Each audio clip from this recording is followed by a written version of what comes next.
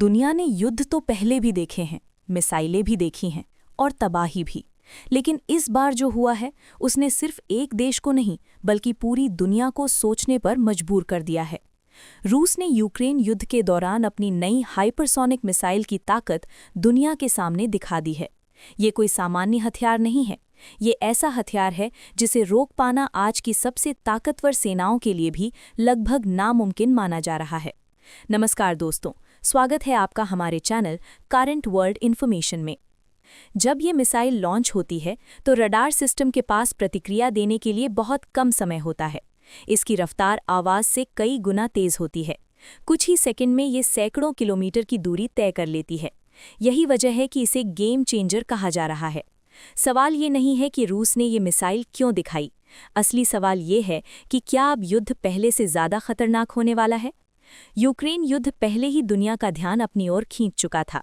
2 साल से ज़्यादा समय से चल रहे इस युद्ध में हज़ारों लोग मारे जा चुके हैं, लाखों लोग बेघर हो चुके हैं और पूरी यूरोपियन राजनीति हिल चुकी है। लेकिन हाइपरसोनिक मिसाइल के इस्तेमाल ने इस युद्ध को एक नई दिशा दे दी है। अब ये सिर्फ रूस और यूक्रेन की लड़ाई नहीं रही, बल्कि ये ताकत, तकनीक और भविष्य के युद्धों का संकेत बन गई है। रूस लंबे समय से ये दावा करता रहा है कि उसके पास ऐसी मिसाइल तकनीक है जिसे पश्चिमी देश रोक नहीं सकते। पहले इसे सिर्फ बयानबाजी माना जाता था, लेकिन अब जब इस मिसाइल का वास्तविक इस्तेमाल हुआ है तो अमेरिका, नाटो और यूरोप के कई देशों में चिंता की लहर दौड़ गई है। विशेषज्ञ मानते हैं कि अगर ये तकनीक बड़े पैमाने पर इस्तेमाल होने लगी तो मौजूदा एयर डिफेंस सिस्टम बेकार साबित हो सकते हैं। हाइपरसोनिक मिसाइल की सबसे खतरनाक बात सिर्फ उसकी रफ्तार नहीं है, बल्कि उसकी दिशा बदलने की क्षमता भी है। पारंपरिक बैलिस्टिक मिसाइलें एक तय रास्ते पर चलती हैं, लेकिन हाइपरसोनिक मिसाइल उड़ान के दौरान अपनी दिशा बदल सकती है। यही वजह है कि इसे ट्रैक करना बेहद मुश्किल हो जाता है। दुश्मन को ये पता ही नहीं चलता कि हमला कहाँ से और कब होने वाला है। जब रूस ने इस मिसाइल का इस्तेमाल किया तो ये सिर्फ एक सैन्य कार्रवाई नहीं थी, ये एक संदेश था, एक चेतावनी, एक शक्ति प्रदर्शन। ये संदेश सिर्फ यूक्रेन के लिए नहीं था, बल्कि अमेरिका और उसके सहयोगियों के लिए भी था। रूस ये दिखाना चाहता था कि वो तकनीकी रूप से पीछे नहीं है, बल्कि कई मामलों में आगे है। अमेरिका और नाटो लंबे समय से यूक्रेन को सैन्य सहायता दे रहे हैं, आधुनिक हथियार, टैंक, ड्रोन और मिसाइल डिफेंस सिस्टम। लेकिन हाइपरसोनिक मिसाइल ने ये सवाल खड़ा कर दिया है कि क्या ये सभी सिस्टम वाकई पर्याप्त हैं? अगर किसी हमले को रोका ही ना जा सके तो रक्षा का मतलब क्या रह जाता है? इस मिसाइल के इस्तेमाल के बाद पश्चिमी मीडिया में एक शब्द बार बार सुनाई देने लगा, तनाव बढ़ना।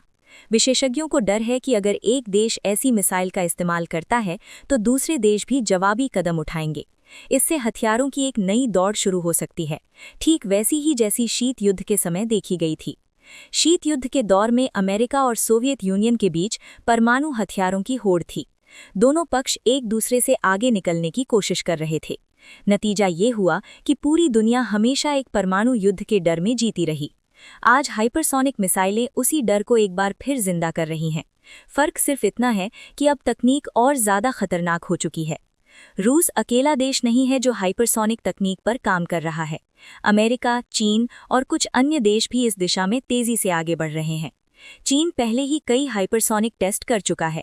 अमेरिका भी अपने प्रोग्राम को तेज कर रहा है।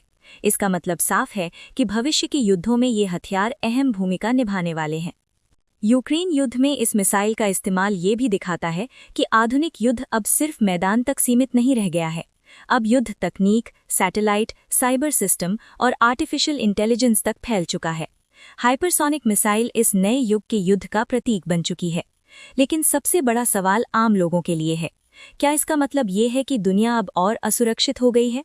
क्या युद्ध अब पहले से ज़्यादा तेज, ज़्यादा अचानक और ज़्यादा विनाशकारी हो जाएगा? विशेषज्ञों का मानना है कि खतरा ज़रूर बढ़ा है।